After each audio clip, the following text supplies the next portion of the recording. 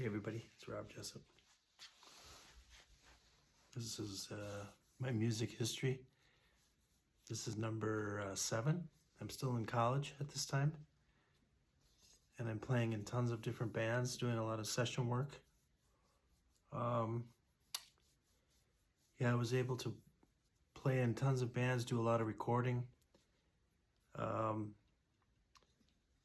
I was also able to hang out at a cool club called Merlin's in Madison. That allowed me to see all the great bands and meet some of the great players of the time.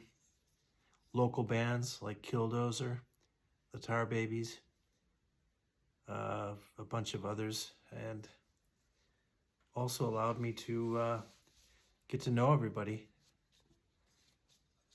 Towards the end of college, well actually in the middle of college, I played one of my biggest gigs ever.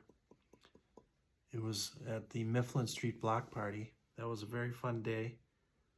10,000 people at least were at that block party. And I was playing drums at the time. See that? And there we go. Playing drums. I was in a band that was just not great. We were just like 5 completely different people, and it was horrible. We had no connection at all, but we played in front of tons of people that day. Everybody was high and drunk and stoned, and it was actually a great day. So then the band broke up, and I started my own punk band. I was a drummer at the show, and then I switched to guitar for that summer. And we had a blast. I suddenly was playing guitar and singing just like that. And we wrote a bunch of songs. I think we wrote 30 songs, and we practiced every night in the attic of this old house on West Washington. And then we had 2 gigs, one at GS Viggs. We had a gig at GS Viggs on University Avenue, and that was a great time. And then we had another gig at the Wilmar Center, which was a great hangout for punk rockers. And then we recorded at Smart Studios, and that was a great night. We had a wonderful time. It was super hot that night, August 15th.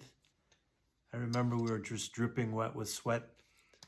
And unfortunately, we got so drunk. The music sounded great, but by the time we were done with all the music, we had to sing. I had to sing, la, la, la, la, la. And we were all so drunk at that time, it was horrible. I wish I would have gone back and redone it, because it would have been pretty good. So anyway, I'm back in college, and towards the end of college, I wasn't sure what to do. I was playing in a bunch of different bands. We competed in the Battle of the Bands, and we did very well at the Memorial Union thing. I played at the Union a lot of times out on the terrace, which was beautiful, overlooking the water, and it's just a perfect setting. The sun is going down, and everyone's having a fun time.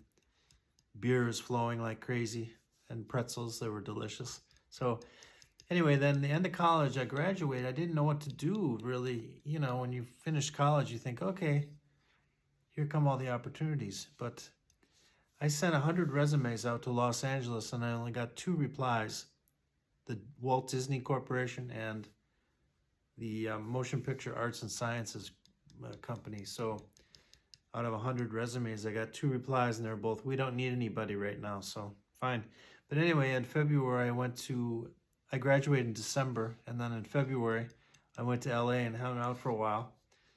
And I was very lucky because I stayed in the Embassy Hotel, which is on the corner of 9th and Grand. And it just so happened to be in the basement of that hotel, which was right in downtown LA. This club called Scream. And every night I would go down and hang out at this club. And I just so happened to be thrown into the LA rock scene and alternative scene. It was weird. I was just Joe Normal from the Midwest. My hair was all slicked back, and I wore a white V-neck, t-shirt and jeans. And all these, people dressed in black were hanging out. Total goth scene with black everything, black hair, eyelashes, lipstick, you name it. And I got to see all kinds of great bands, Guns N' Roses, Red Hot Chili Peppers, Jane's Addiction, and a couple other bands that were just starting out. And I had, I was very lucky. I met some people there. In fact, the bus driver, the shuttle bus driver, asked me if I was a musician. I said, yeah. He said, why don't you give me your cassette tape if you have one? I want to take it to a friend and see if he likes it. So I gave it to him reluctantly because I didn't know. Everybody in LA was sort of weird, I guess. It's kind of a weird vibe there, to be honest with you. So he took it out and he listened to it. He said, gee, this is great. He said, I think you should take this to David Geffen over at Geffen Records. I said, really? I thought he was full of, you know what? But he said, yeah, you should take this over there. It's really good, and they might like this. And I never got around to that. I never did it, actually. So my mistake. I decided LA wasn't my scene there, so I went home. And that was it. So that's my story about the LA. That was the month of February. And now I'm back in Wisconsin after college wondering what to do. So part 8 will be next. Thanks for listening.